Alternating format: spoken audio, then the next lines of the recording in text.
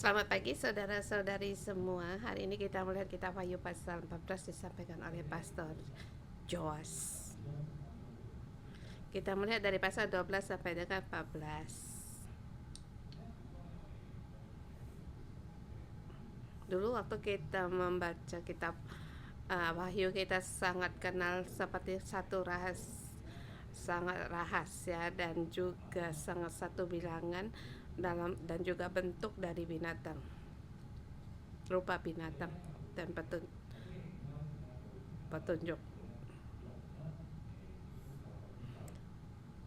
dari cuma cuma kita melihat di mana di situ ada naga, ada binatang laut dan binatang dari bumi. Ini merupakan adalah merujuk pada antikristus di akhir zaman, dan juga satu menyatakan satu kuasa politik yang menakutkan, pemerintahan Roma yang dipenuhi dengan kegentaran, walaupun orang-orang milik Allah tetapi di dalam dipenuhi dengan ketakutan.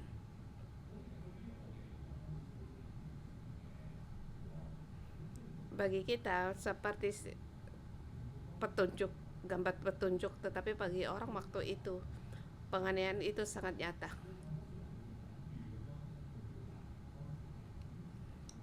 Yohanes menggunakan kata penguntur untuk menjelaskan, dan ada orang yang mempunyai tanda baru bisa mengadakan jual beli, dan menyatakan pada masa pemerintahan Roma harus masuk satu organisasi baru bisa jual beli, dan juga merujuk masa yang akan datang. Dan kespesialan dari kitab Wahyu, situasi yang mereka alami dari petunjuk dari Yohanes juga menerangkan apa yang harus kita alami di akhir zaman. Dan ini Wahyu mengatasi melampaui waktu mengenai masa itu. Roh Kudus memberitahukan bagaimana para orang murid-murid para rasul mereka dianiaya. Dan hari ini juga kita lihat di pasal 14 di situ ada 144.000 orang, dan di pasal sebelumnya di situ menerangkan 666 itu merupakan tanda bilangan dari binatang, dan ada orang yang di dahinya ada tanda dari bilangan. Dan hari ini di pasal 17, dan hari ini kita di Wahyu pasal 14, pemerintahan di bumi atau dalam yang menakutkan dari kerohanian. Sampai di pasal 14 ada satu komunitas yang muncul. Mereka bisa berperang dengan pemerintahan di bumi, tapi peperangan ini bukan seperti peperangan yang kita bayangkan. Tapi anak domba yang berdiri di Bukit Sion, bersama dengan dia ada 144.000 orang, dan mereka di situ bersama menyembah. Mereka memuji Allah, mereka meninggikan ciptaan Allah, mereka dikuduskan.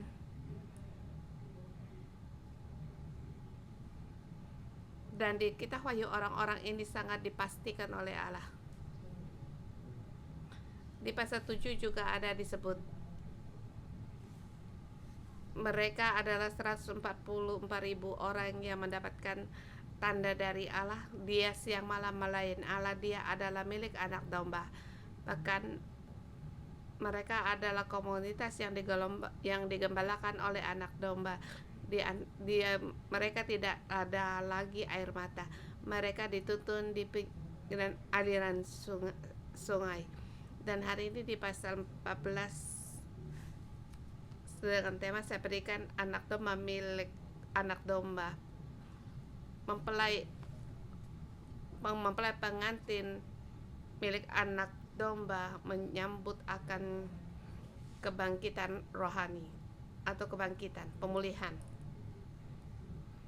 Bagi kita, Yohanes menulis kitab Wahyu merupakan satu pengharapan besar.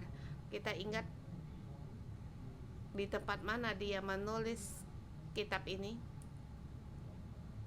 yaitu waktu dia berada di Pulau Patmos. Orang-orang serkannya, mereka telah mati martir, dan gereja di depan di dalam ada peperangan, di luar juga menghadapi penganiayaan. Tetapi di sini Roh Kudus memberikan pada Yohanes untuk menghibur dia dan memberi semangat bagi Yohanes. Sekarang situasi yang kamu lihat, kamu melihat gereja mereka tidak berdaya, melihat umat Allah mereka takut. Kamu melihat pemerintah Roma akan kesadisan mereka yang meremehkan nyawa orang, dan orang dunia sangat mengejar akan kemewahan, dan orang dunia mengejar akan kemuliaan dari pemerintah Roma. Tetapi ia memberitahukan kepada Yohanes, di situ ada 144.000 orang, mereka tidak menerima tanda dari tanda dari binatang, tetapi di dahi mereka tertulis nama, tanda dari nama dari Bapa surgawi. Di sini kita pun harus mencerita pada kita bahwa kita harus dengan iman percaya, kita harus menjadi 144.000 orang ini. Dan tentu ada orang yang bagaimana membaca Alkitab ini. Saya mendengar saya pernah ada jemaat, mereka membaca Alkitab, mereka percaya kalau kita orang-orang yang percaya kita berkumpul bersama cukup 100 dengan jumlah 144.000, maka Tuhan akan datang. Tetapi kita bukan dengan bilangan ini. Sesungguhnya 144.000 orang ini merujukkan pada apa? Yaitu merujuk pada para jemaat di masa itu, jemaat Yahudi dan juga jemaat non-Yahudi, dan juga merujuk pada kita di hari ini. Kalau angka ini atau bilangan milik Allah di dalam sejarah pasti sudah melampaui jumlah ini. Jumlah ini merujuk pada lambang. Kita tahu bahwa 144.000 di pasal yang ke-7 mengatakan, menerangkan dari 14 suku. Dalam 11 suku ada 12.000 orang, dan Allah memberitahukan ketika di seluruh dunia Dia memilih Israel. Bersamaan juga sekarang di dunia Allah memilih gereja. Jadi saya melihat dari pasal 1 sampai 5, kita melihat ada apa ciri khas dari 144.000 orang ini, dan kita apakah hidup di antara 144.000 orang ini. Saudara semua, ini adalah tujuan dari kita. Dengan jelas saya katakan, ini adalah panggilan Allah pada di hari akhir, panggilan Allah kepada tujuan Allah, panggilan Allah pada kita. Di sini di 1 sampai dengan 5 saya berikan tema 144.000 di kerajaan surga. Mereka menyanyi nyanyian baru. Mereka tidak berperang di bumi, tetapi ini perang surgawi atau perang rohani. Saudara semua, kadang kita renungkan di setiap minggu di sini kita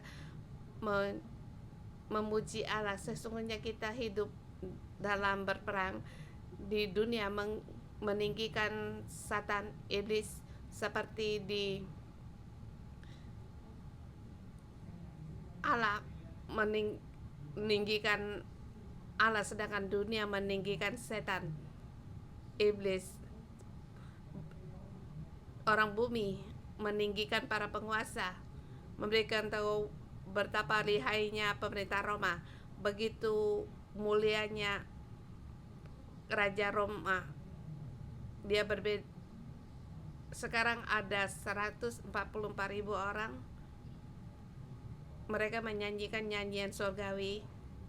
Dan kita melihat di ayat kedua, dikatakan, dan aku mendengar suatu suara dari langit, bagaikan desau air bah dan bagaikan deru guru yang dahsyat, dan suara yang kudengar itu seperti bunyi pemain-pemain kecapi yang memetik kecapinya. Suara ini tidak bisa dijelaskan oleh Yohanes dengan tulisan seperti ada desau air, ada bunyi kecapi, tapi semua digabung jadi satu. Ini adalah suara dari langit surgawi. Dan di situ 144.000 orang ini mereka menyanyikan nyanyian baru di hadapan tatah dan di depan keempat makhluk dan tua-tua, dan tidak seorang pun dapat mempelajari nyanyian itu selain daripada 144.000 orang yang telah ditebus dari bumi itu. Dikatakan di akhir zaman adalah tokoh dari gereja. Dan dari pertama dikatakan bahwa orang-orang ini di dahi mereka tertulis nama anak domba, nama Bapa anak domba, dia milik Allah, milik Yesus Kristus. Pada orang lain di dahi mereka tertulis nama bilangan binatang itu. Sebab dikatakan kalau mereka tidak memakai tanda itu, mereka tidak dapat membeli dan menjual, baik kaya atau miskin, baik hamba atau tuan. Di dahi mereka dan di lengan mereka harus ada tanda binatang itu. Kita di dahi kita tertulis menulis firman Allah, kita harus mendengar perintah Allah. Dan sampai di sini dikatakan di 144.000 orang itu tertulis nama Bapa, namanya dan nama Bapanya. Dan di ayat ketiga dikatakan orang-orang ini ditebus dari bumi. Awalnya mereka milik dunia, awalnya mereka juga mengembara di dunia, di bumi, di dunia ini menjadi budak, tetapi mereka ditebus oleh anak domba seperti kamu dan aku. Hari ini dengan hak apa kita bisa menyanyikan lagu ini, nyanyian ini? Kita setiap hari di sini siang malam kita menyembah Allah. Kita bayangkan kembali waktu kita belum percaya Tuhan.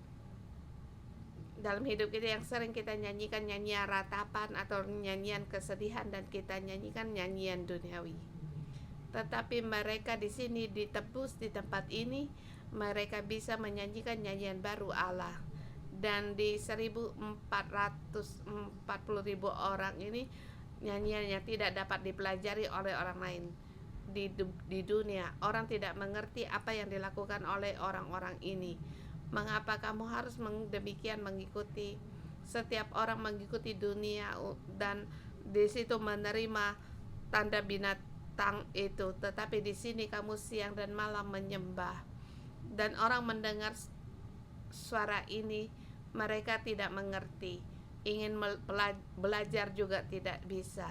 Ini adalah nyanyian kehidupan surgawi. Bahkan di ayat keempat dikatakan orang-orang ini yaitu ciri-ciri dari mereka adalah orang-orang yang tidak mencemarkan diri dengan perempuan-perempuan, karena mereka murni sama perempuan.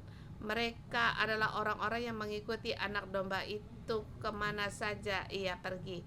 Tentu di sini ada orang waktu membaca di ayat ini, apakah ini adalah tidak menikah?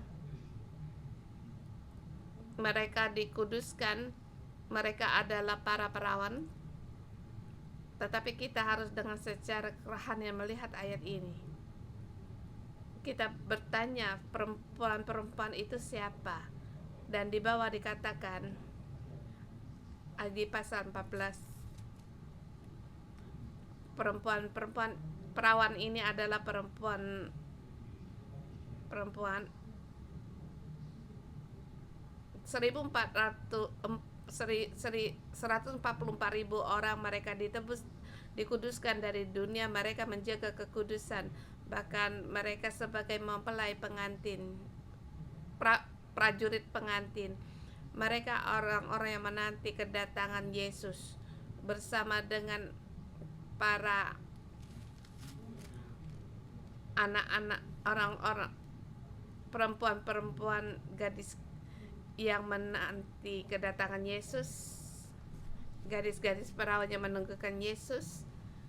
Sedangkan orang dunia, mereka mengikuti pemerintah Roma, para organisasi, dan mereka berbeda dengan orang dunia. Bagaimana mereka memilih keputusan? Orang dunia mengambil keputusan di mana ada kuasa, mereka berada di situ. Seperti hari ini saudara kita yang di tempat kerja, bagaimana kita mencari pekerjaan, bagaimana kita mengikuti Allah dengan kesadaran kapasitas kita, bagaimana kita mengambil keputusan di tempat kerja. Pertama, kita mencari pekerja gaji yang tinggi dan sarana yang baik, dan kita berpikir juga cuti yang banyak. Kalau kita bisa kerja dan kehidupan kita bisa sejajar. Ini mencerminkan kehidupan kita, tetapi di sini memberitahukan kepada kita bagaimana untuk mencari keputusan di mana pun anak domba pergi, mereka mengikuti dia. Mereka mempunyai pikiran yang baru. Mereka mengambil keputusan berbeda dengan dunia. Dilihat orang, mereka tidak mengerti dan juga tidak bisa dipelajari. Sebab di sini mereka adalah orang-orang yang telah ditebus dari bumi dan merupakan korban-korban sulung bagi Allah dan bagi anak domba. Mereka adalah orang-orang yang tidak bercelah. Mereka yang bersedia mengorbankan diri sendiri sebagai korban sulung bagi Allah. Menghadapi penganiayaan Roma, orang berusaha untuk hidup, bahkan demi hidup untuk hidup. Bahkan para jemaat, waktu Yohanes menulis ke-7 surat kepada jemaat ini, ada jemaat yang merasa bersalah, bahkan ada gereja yang tidak berani menegur atau mencela orang-orang yang dunia. Di sini 144.000 orang ini di awal dengan ke-7 jemaat atau 7 gereja. Di situ tidak ada orang yang berdiri di antara 144.000 ini. Dan ini memberitahukan kita bagaimana kita untuk mengambil keputusan bukan dengan hihi haha. Kita adalah 144.000 orang ini, tetapi mereka adalah orang yang setia mengikuti Allah. Waktu saya sedih membayangkan sejarah dari gereja 611, para Pastor Joshua Simo atau penatua rohani kita sebelumnya, bagaimana mereka mengambil keputusan waktu mereka di North Point Ferry dan dermaga sana pindah di Chunwan. Bagaimana mereka mengambil keputusan, bagaimana mereka mengambil keputusan waktu di North Point. Mereka ada para jemaat yang setia. Mereka tinggal di sebelah Hong Kong sana. Kamu tahu naik mobil berapa jauh dari North Point sampai Chunwan? Mengapa harus mengambil keputusan ini? Mengapa tidak mencari tempat yang sedaerah? Sungguh di mana anak domba pergi, di situ kita mengikuti. Waktu Allah memanggil kita di Hong Kong, di pusatnya Hong Kong, kami bersama dengan Pastor Joshua dan semua para rekan kerja dan saudara-saudari kami bersama datang di Chunwan. Demikian mengambil keputusan, bahkan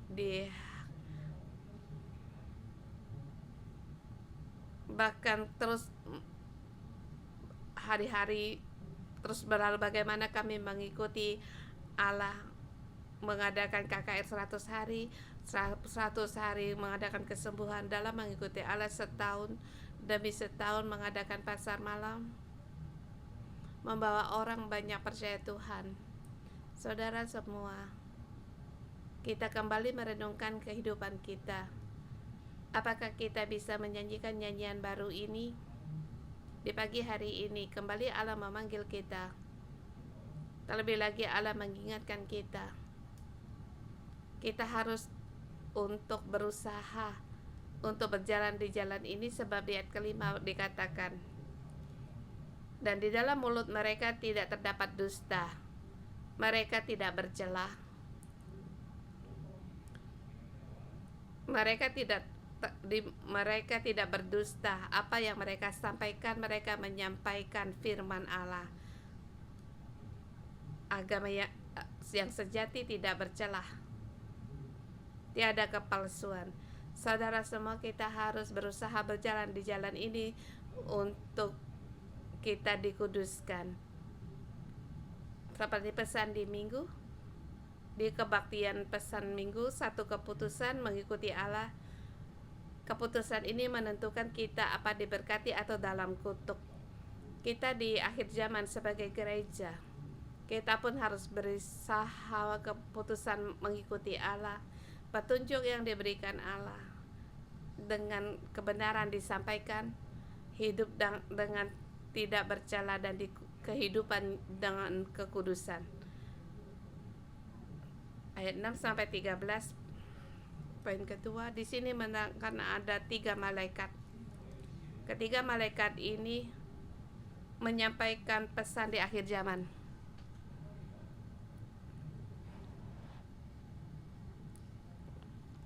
Sederhana dikatakan ini adalah Injil yang kekal. Injil yang kekal, semua bangsa bertobat. Para jemaat pun harus tekun dalam ketabahan. Di sini ada malaikat yang kekal diberitakan kepada orang yang diam di atas bumi, kepada bangsa, suku, dan bahasa dan kaum. Malaikat ini dengan suara nyaring berkata, takutlah akan Allah dan muliakan Dia, karena telah tiba saat penghakimannya, dan sembahlah Dia yang telah menjadikan langit dan bumi dan laut dan semua mata air. Apa yang dimaksud dengan kekal, Injil yang kekal? Di sini bukan menerangkan kita bukan hanya karena percaya kita dibenarkan, tetapi karena percaya kita benar di latar belakangnya ini.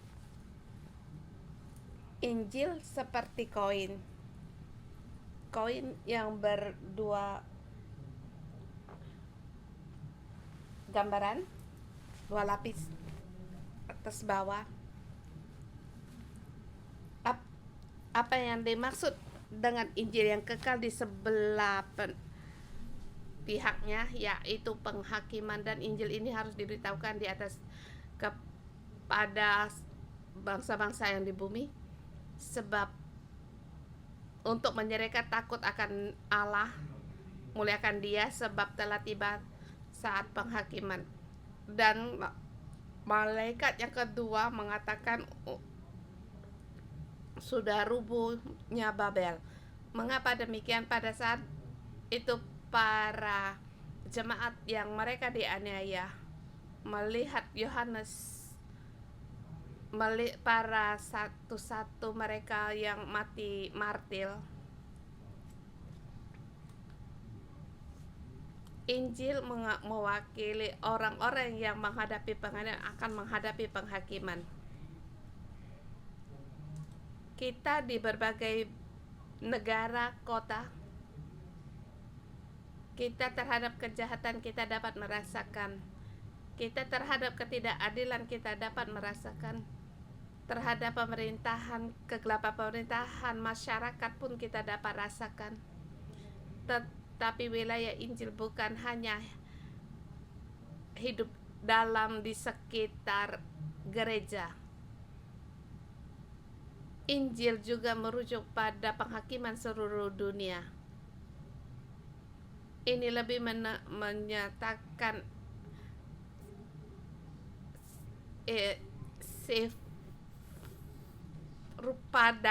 sifat dari Injil.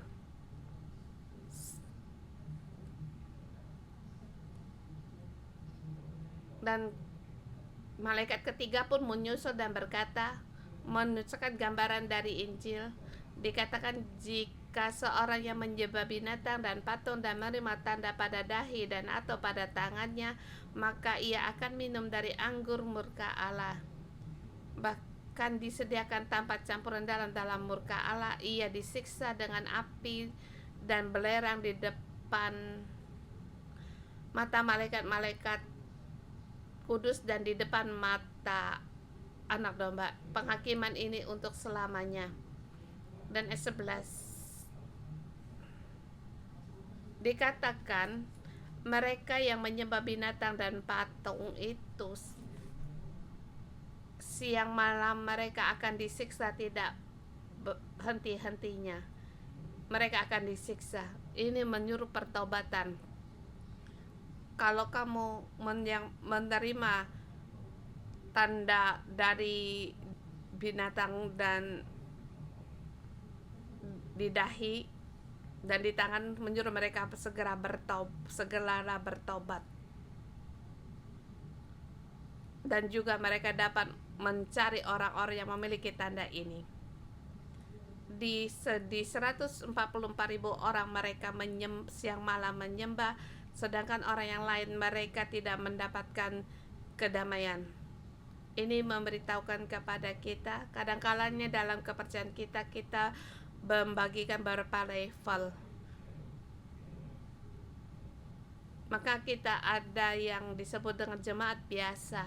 Ini merujukkan apa?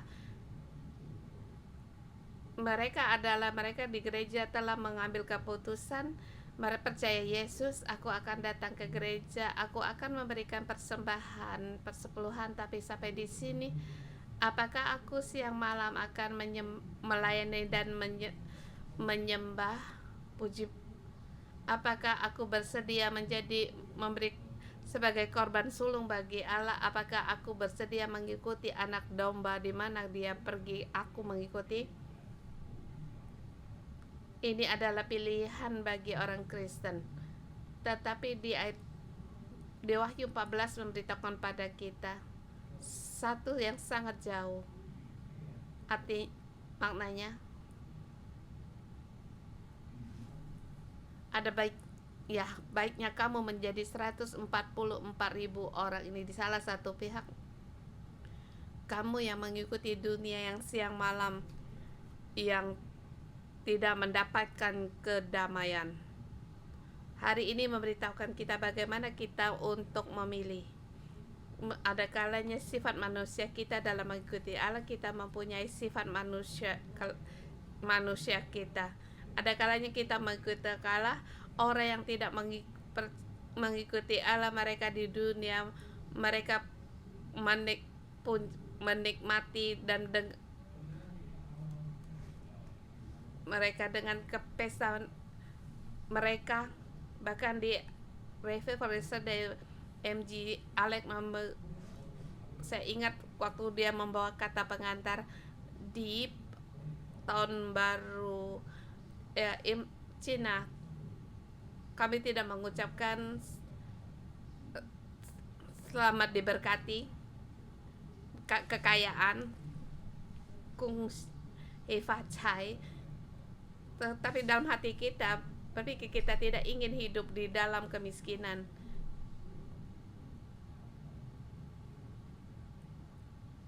Di pasal 14 Wahyu Allah memberitahukan kita, segala bangsa, sebelah kaum bertobatlah. Dan ini merupakan pilihan sebagai orang-orang kudus. Mereka bagaimana? Dia 12 ketukan. Yang penting ialah ketekunan orang-orang kudus menuruti perintah Allah dan iman kepada Yesus. Waktu kita terus mengikuti Allah, maka kamu akan melihat sukacita orang-orang jahat, mereka bergembira seperti mereka diberkati, baik itu di bosmu atau rekan kerjamu, atau kamu melihat cara kerja mereka yang tidak benar, baik dalam satu depan bagian atau di perusahaan yang lain, kamu terus membanding-bandingkan. Mengapa orang-orang yang lebih merindukan kerohanian tetapi hidupnya tidak sama seperti orang yang mereka yang menikmati kenikmatan dunia. Di sini kita harus memilih.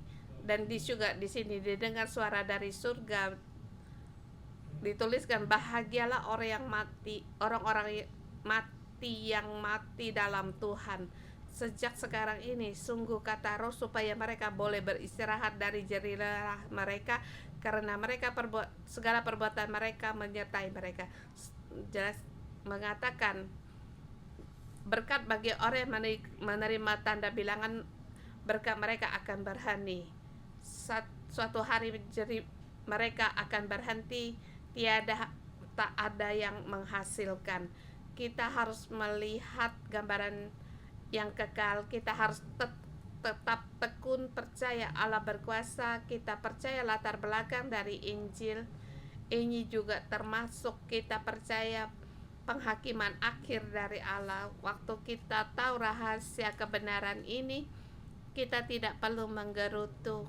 Kita tidak perlu diri kita orang seperti yang tidak adil, tetapi kebenaran ada pada Injil ini.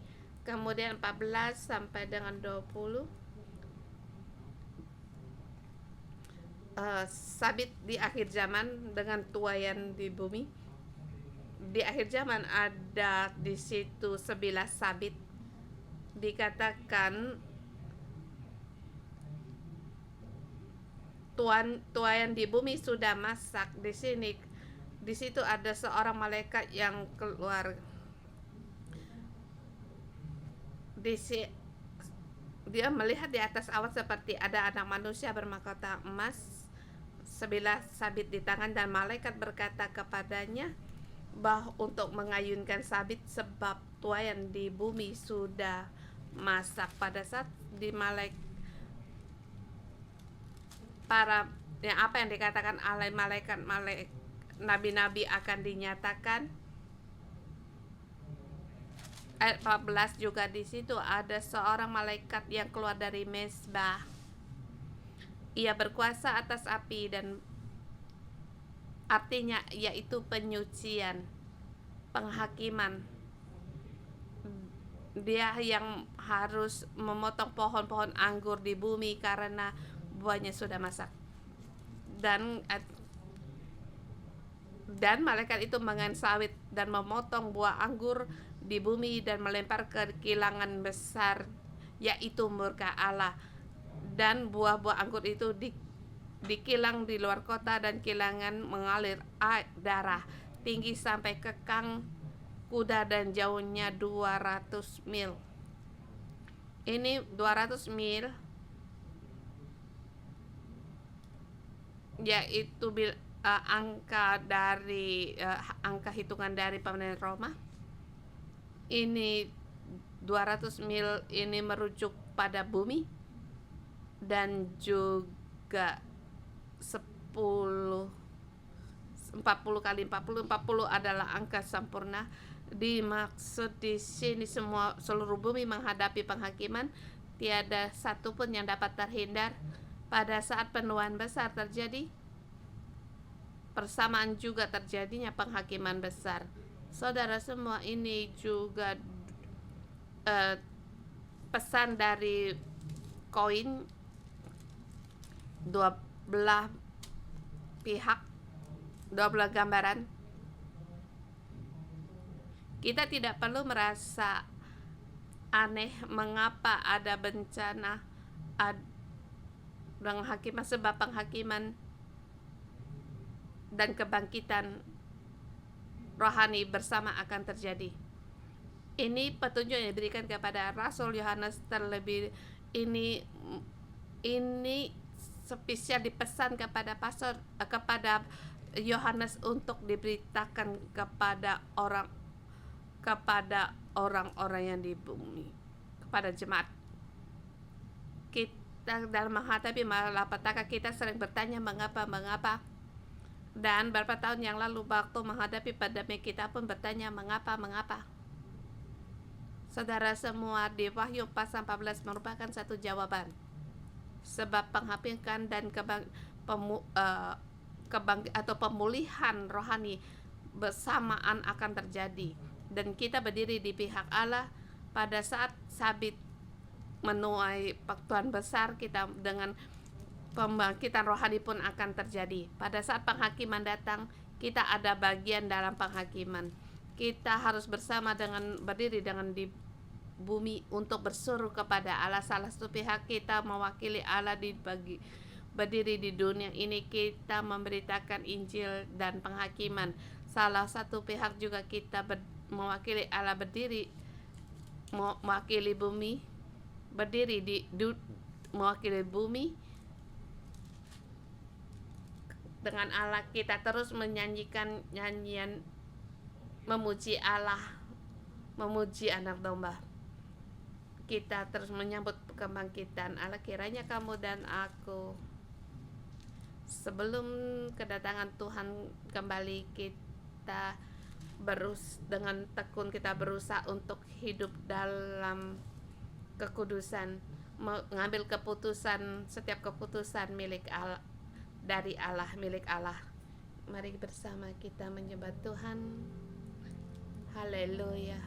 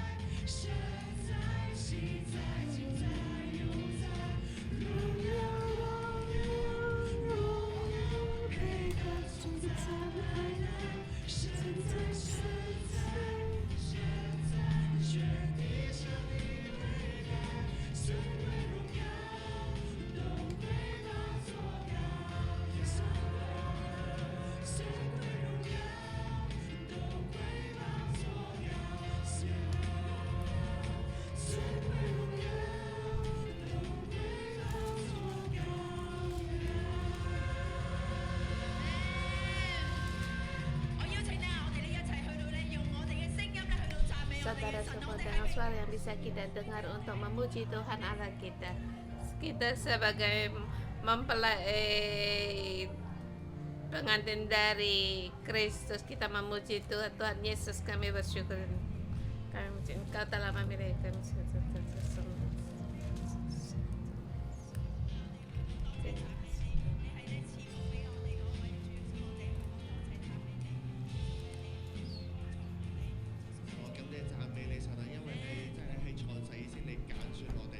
Terima kasih Tuhan, Engkau memilih kami di akhir zaman.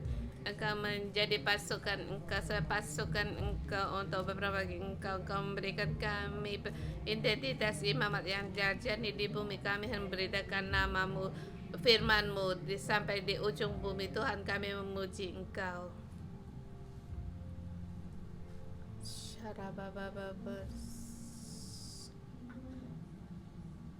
Aku melihat sesungguhnya anak domba berdiri di bukit Sion dan bersama-sama dengan dia 144.000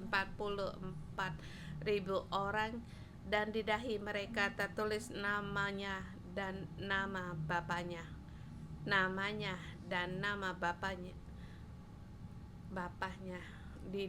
tertulis di dahi mereka. Tuhan Yesus, kami di hari ini kami lebih dalam lagi menerima nama Engkau.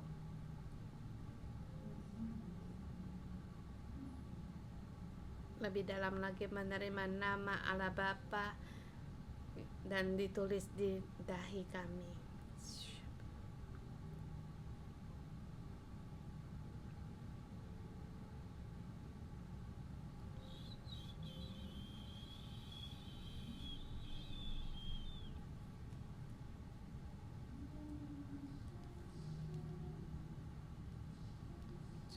Aku melihat anak domba. Aku melihatnya, sesungguhnya aku melihat anak domba di bukit Sion bersama-sama dia. Ada 144.000 oleh orang yang dihaimat, tertulis namanya dan nama bapaknya.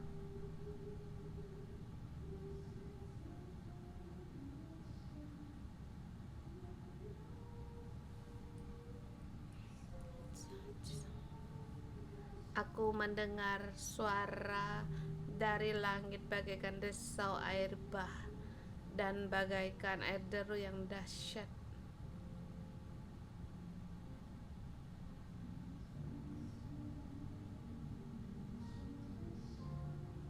Dan suara yang ku dengar seperti bunyi pemain kecapi yang memetik kecapinya.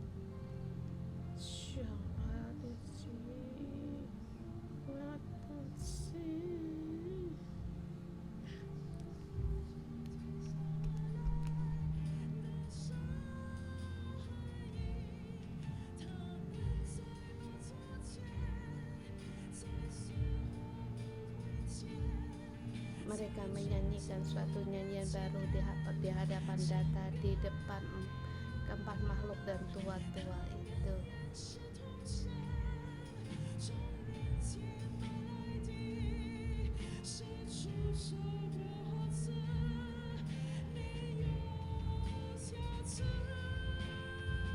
Mereka adalah orang-orang yang tidak mencemari dirinya dengan perempuan karena mereka murni sama seperti perawan. Mereka adalah orang-orang yang mengikuti anak domba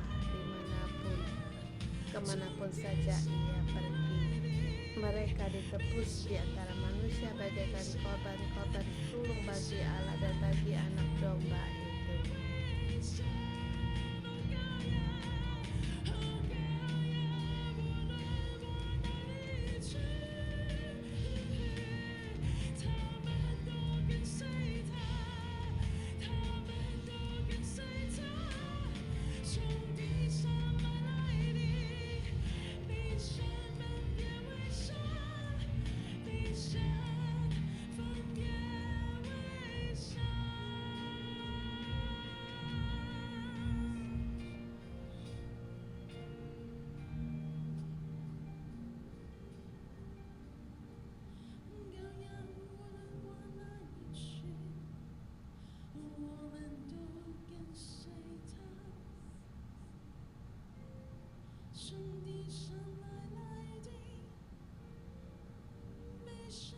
Dan di dalam mulut mereka tidak terdapat dusta, mereka tidak bercela.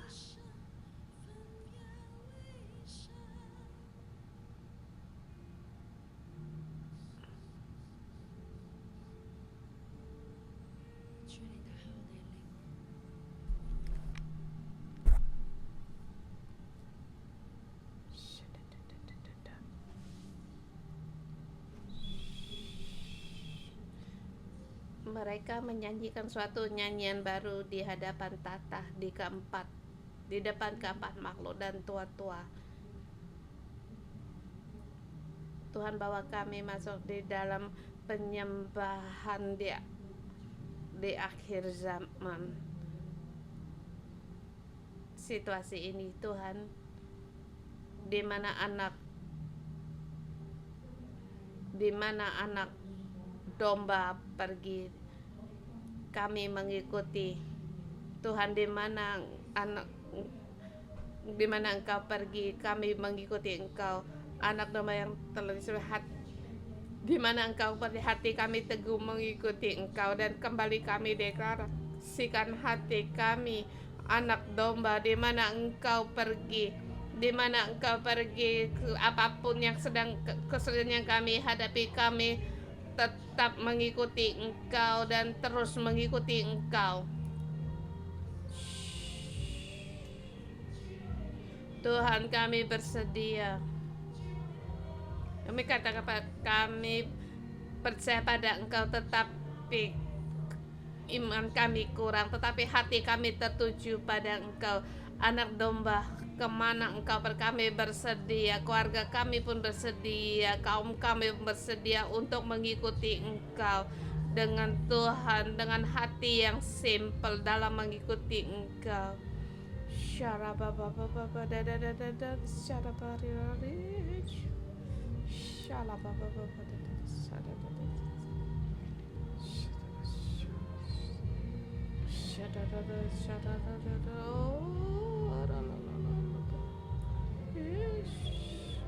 Merujuk pada kamu sendiri, ya, keluargamu atau kaummu, beritahu kepada Tuhan. Tuhan, kami mau mengikuti Engkau. Ini hati kami untuk terus mengikuti Engkau. Anak domba, kemana saja ia pergi, kami mengikuti Engkau. Shalom.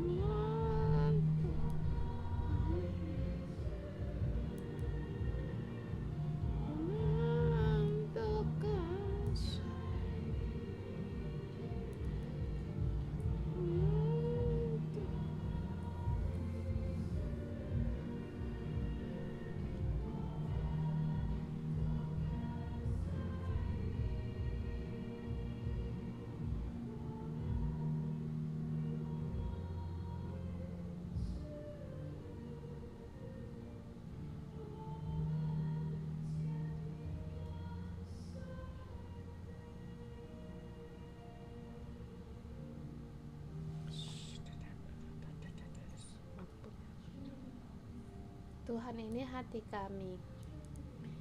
Pada saat kami membaca kitab Wahyu, begitu banyak bencana, penganiayaan, malapetaka yang kami hadapi, tapi hati kami, Tuhan, kemana saja anak domba pergi, kami mengikuti Engkau. Walaupun kami bisa terpeleset, tersesat, tetapi hati kami dengan simpel untuk mengikuti Engkau. Tuhan, kami mengasihi Engkau.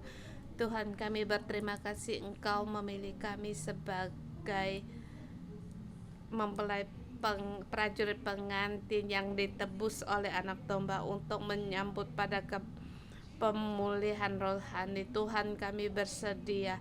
Kami bersedia, Tuhan. Engkau mohon tolong kami. Tuhan Yesus, tolong kami sebagai 144.000 orang kudus dan namamu tertulis di dahi kami. Kita letakkan tangan kita di atas dahi kita, beritahu kepada Bapa Surga, Bapa, kami bersedia namamu Engkau tulis di dahi kami. di dalam roh, di dahi kita, kita tulis nama Bapa Surgawi. Bapa Surgawi, kami milik Engkau. Kami menulis Engkau, kami adalah milik-Mu. Kami adalah umat-Mu. Tuhan, kami berterima kasih. Kami setiap orang-orang milik-Mu, orang-orang yang mengasihi, yang rindu pada Engkau. Di dahi kami ada nama Engkau. Tuhan Yesus, Engkau terus menuntun kami, menolong kami. Tuhan Yesus, agar kami menjadi mempelai prajurit pengantin, sebagai prajurit di akhir zaman. Seberapa banyak yang kami hadapi, tapi di dahi kami ada tanda dari Engkau. Dengan pujian lagu kita menyembah Tuhan.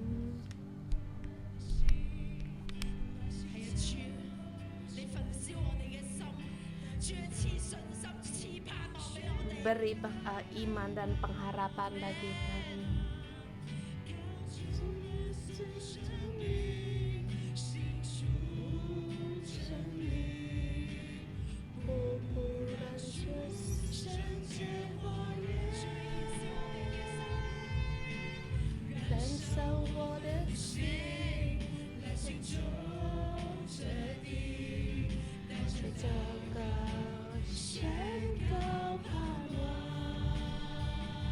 Deklarasikan pengharapan dengan nama Tuhan Yesus yang kudus untuk menjalankan kebenaran.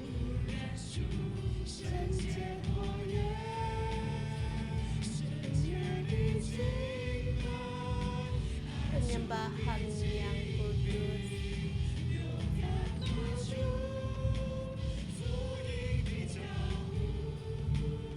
Untuk dalam Injil, deklarasikan kepada dunia.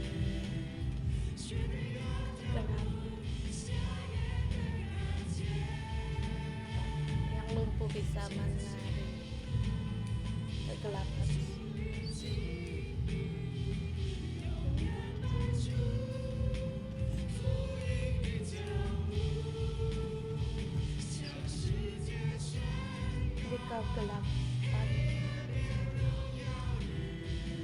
Kegelapan menjadi kemuliaan bagi yang lumpuh dapat menari, yang buta dapat melihat. Sucikan negeri ini, kebangkitan terjadi, kemuliaan terjadi.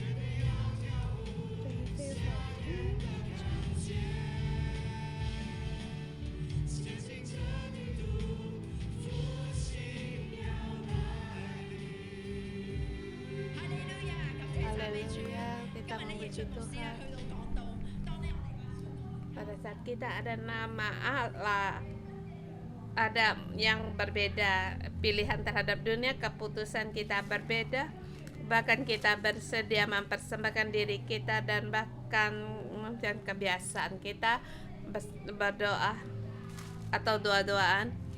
Di mana kamu merasa ada kamu berdoa pada tahun 2026, mohon Tuhan menolong kita untuk berbeda, keputusan berbeda, bahkan kita harus melepaskan keinginan kita pun harus kita saling berdoa.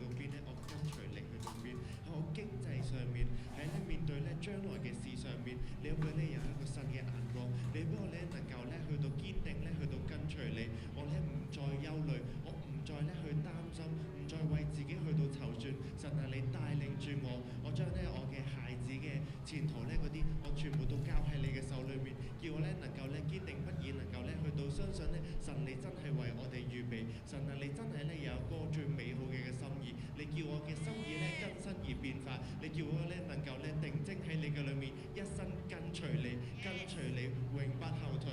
神，我感謝讚美你。係耶穌，我哋感謝讚美你，係啊，我哋每一個人嘅心意更新都要變化， Dan tetap diperbaharui. 我一 Amin. 齊咧大家 Kita bangun bersama, kita saling di tahun baru kita mengambil keputusan untuk mengambil keputusan kita tidak mengikuti dunia.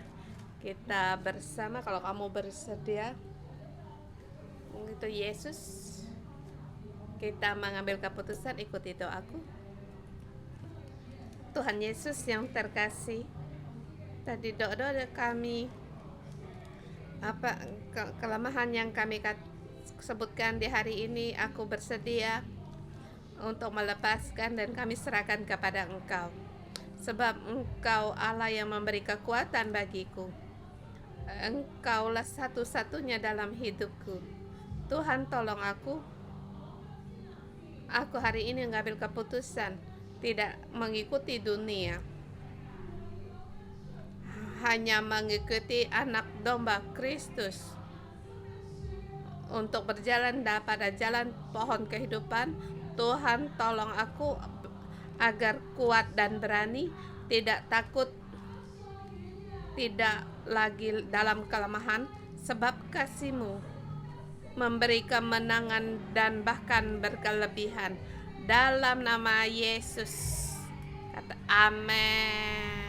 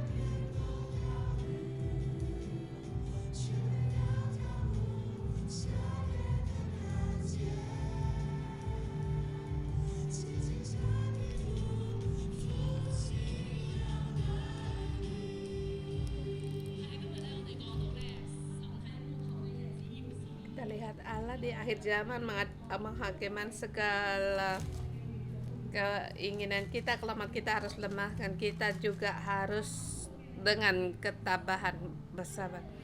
Jadi penghakiman juga penuaian. Kita membawa pengharapan yang dalam, yang penuh dengan sukacita datang di hari Tuhan, sebab saat penuaian sudah tiba. Hari ini sudah tiba saat penuaian, tapi mungkin kita dulu menginjil bagi keluarga kita merasa, tapi tahun ini adalah tahun penuaian besar. Di tahun ini, di sini kita kan ayunkan sabitmu, bukan ini kamu dan aku, tetapi malaikat. Mari kita berjalan dalam jalannya Injil. Saatnya kita bersama di hadapan Allah, di depan mesbah Allah. Kita bersama orang-orang yang ingin kamu percaya Tuhan, baik orang rumah atau kerabatmu, rekan kerjamu, atasanmu, siapapun, atau tetanggamu. Karena kita, Tuhan, aku harus jalan dalam jalan Injil di hadapan Tuhan. Aku dalam, bukan aku yang tetapi malaikat Engkau yang bekerja. Kita bersama, kita bisa berjalan, kita orang-orang kerabat kita serahkan dalam Allah. Kita ingatkan nama mereka, berjalan Mari kita untuk jalan dalam Injil. Dulu kita merasa tidak mungkin, tapi kita katakan Injil diberitakan kepada orang-orang hari penuaian besar, hari penuasan nama Allah, nama Allah yang tertulis di dahi mereka. Tuhan, kami datang di hadapan, kami berdoa, kita berdoa pada Engkau Tuhan. Segala ketakutan kami buang, segala ketakut kami buang, segala kebeban Tuhan. Tuhan, Kau tolong kami. Orang-orang ini orang yang Kau kasih. Kami ingat 144.000 orang, ada mereka, ada keluarga, ada rekan kerja kami. Tuhan, kami datang di hadapan Engkau, kami berdoa, kami perlu akan Engkau. Dan Injil kepada kami saat ini Tuhan, agar kami melihat orang rumah kami, setiap orang datang di hadapan untuk kembali kepada Engkau, kepada Kristus. Setiap orang yang kami kasih, kami datang dan kita harus melihat, dan saat ini orang-orang harus mengangkat tangan di hadapan dan mengambil keputusan untuk percaya Tuhan, dan Tuhan percaya Engkau, hidup serahkan kepada Engkau.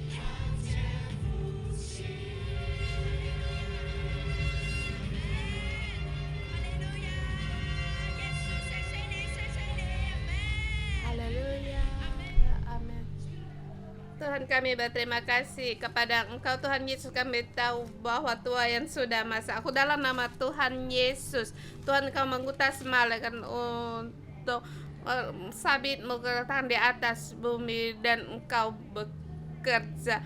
Tuhan, dalam nama Tuhan Yesus nyatakan tahun 2000 tahun 6 ada tahun tuaian besar, dan Tuhan Kau pakai kami setiap orang dan malaikat untuk menginjil satu persatu keluarga kami, kerabat jiwa, sahabat kami, keluarga kami, menjadi milik Engkau, dan dalam nama Tuhan Yesus memberkati saudara-saudarimu yang dimanapun kalian berada. Tuhan Yesus, di akhir zaman, Tuhan Yesus, Engkau tolong kami sebagai prajurit pengantin untuk menyambut kebangkitan rohani pada saat kami menghadapi kesulitan. Tuhan, kami tetap kuat untuk tegar Tuhan dan kebenaran, bahkan seluruh gereja di bumi di akhir zaman mereka bersinar dan fokus kepada Tuhan Yesus sebagai pusat. Tuhan, kami memuji Engkau, berdoa dalam nama Tuhan Yesus. Kita bersama katakan amin. Kita renung pagi sampai di sini. Tuhan Yesus memberkati.